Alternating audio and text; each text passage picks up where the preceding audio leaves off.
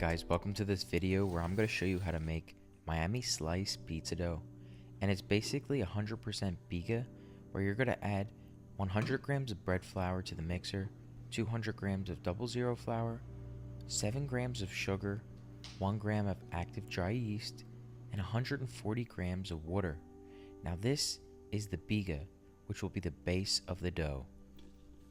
Now luckily, I'm using the Evo 6 by pizzagoods.com, and it has a reverse mode for making bigas without building any gluten.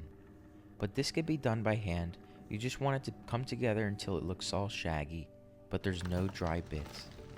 Now, you're going to put it into a container and let this ferment in room temp for 8 hours long.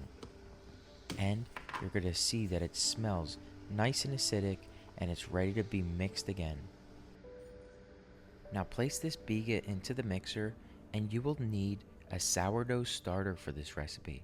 I've tasted Miami slice pizza, and their crust has a flavorful, complex aroma, and it comes from sourdough.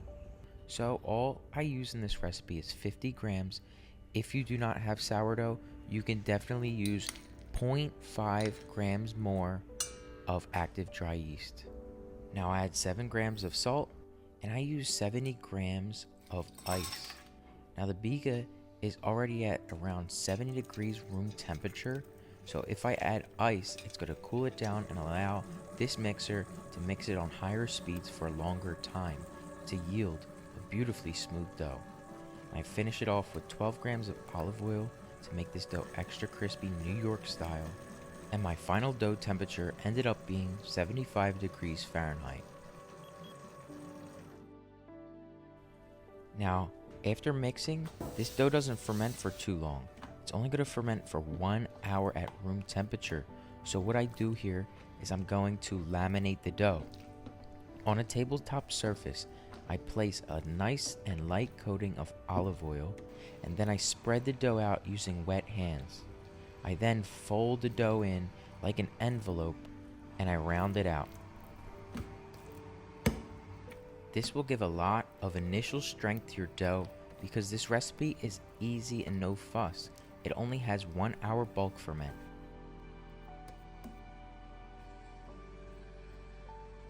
So after an hour of letting this dough sit at room temperature, you're going to divide and shape it into 2 equal 280 gram dough balls.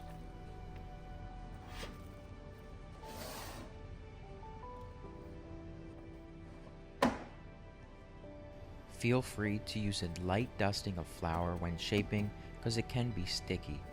So what I do here is really round this dough out nice and tight so that it can proof and maximize this inflation like a balloon.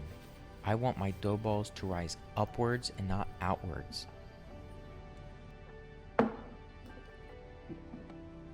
So if you could see, I grab one side of the dough, pull it upwards to let that gravity relax that dough, and I fold it constantly until it gets nice and tight. I start rounding it out and tying that knot on the bottom. Another amazing part of this recipe is that it only takes 1 hour to proof before baking. And for the sauce today, I'll be using these Flora peeled San Marzano style tomatoes, and I love these because they're thick. They're not those watery type, and the tomato sauce it sits in is thick as well. And for New York style sauce, I usually use a blender to get all of these flavors combined. This sauce right here is subtle but delicious. I would even use it on Neapolitan pizza. It has amazing flavors.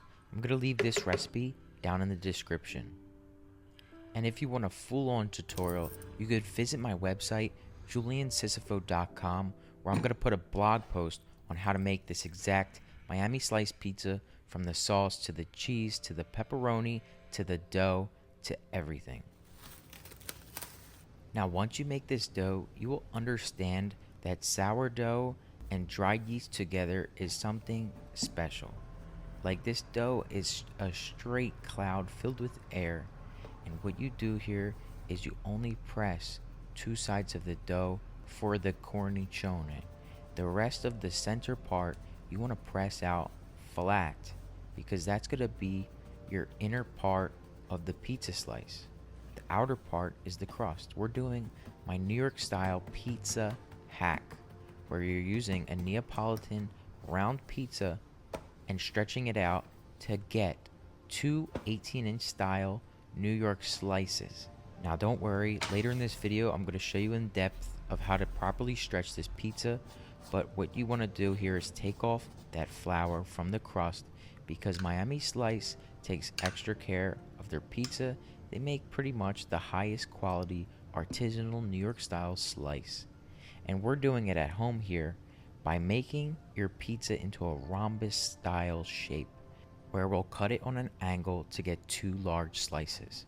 And I will be using Hormel's Cup and Crisp pepperoni slices that are perfect for this New York style pizza. And if you're using a home oven, preheat it to 500 degrees Fahrenheit.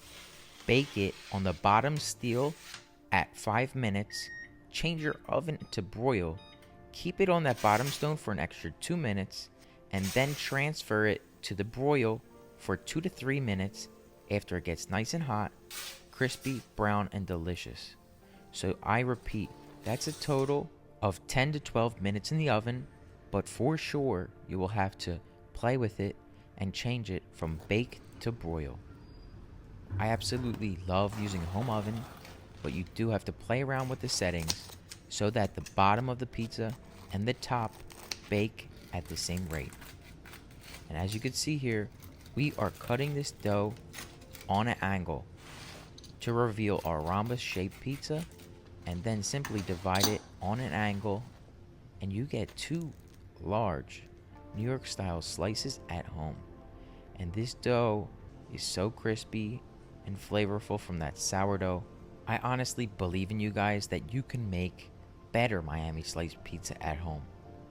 What I do as a chef on my day off, I enjoy cooking at home, even making pizza at home, and I love it because you can have that same restaurant experience at home with anybody, friends, family, or loved ones. It's amazing sharing food, and I hope you do the same.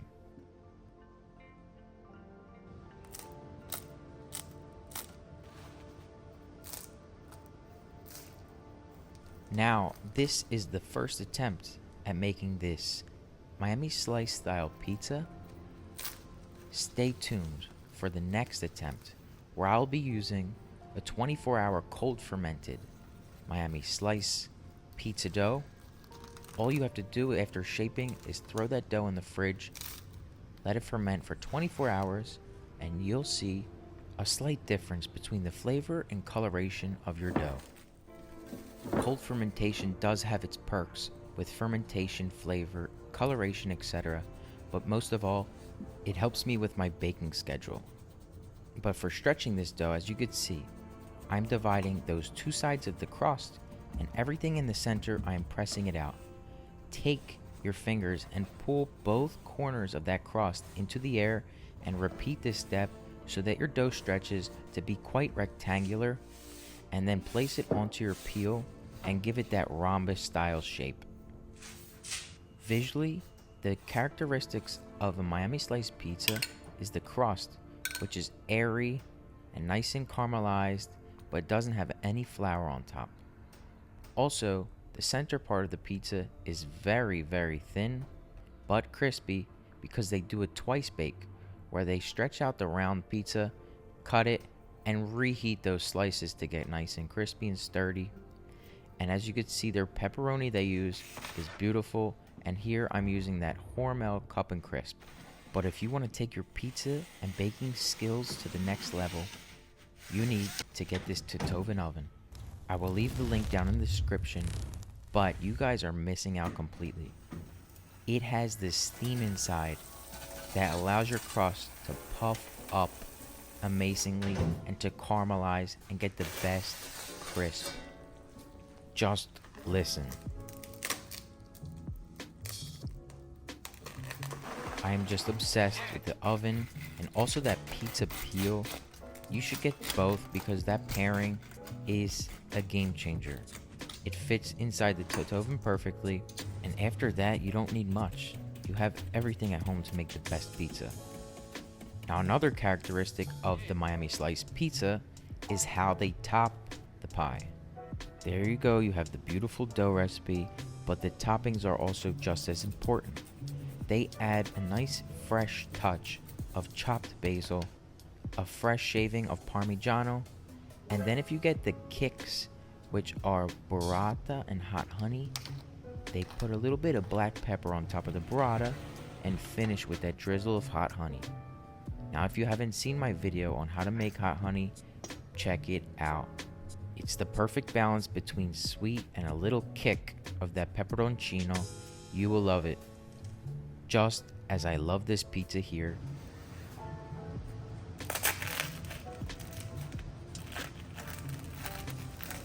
Now this pizza goes up there for my top 5 best pizza bites I've ever eaten. And I think you guys need to try this at home. Please tag me, share this video with everyone. It's a great way to do that New York style pizza at home. And one of these slices alone will set your pizza cravings through the roof. Thanks for watching, and I'm going to see you guys in the next video.